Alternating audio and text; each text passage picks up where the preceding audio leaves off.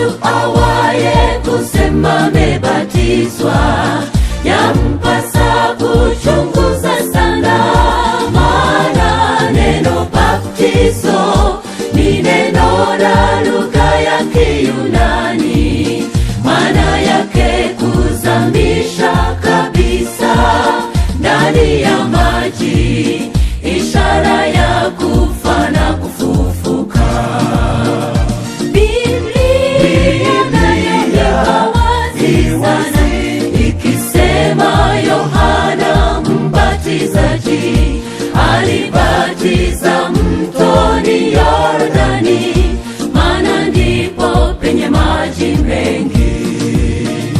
Basi nendeni kote mkahubiri habari njema, habari ya wokovu tulopewa, na kila aminiye abatizwe, sema azamishwe ndani ya maji.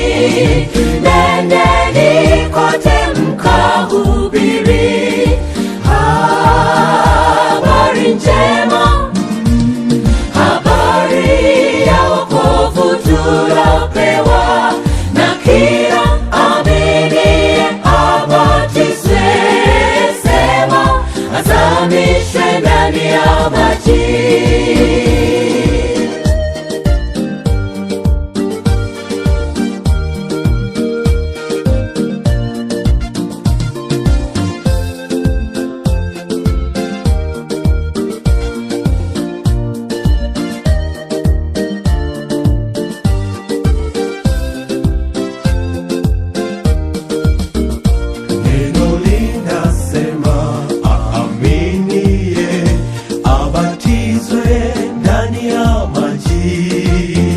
Vipi kwa watoto itakuwa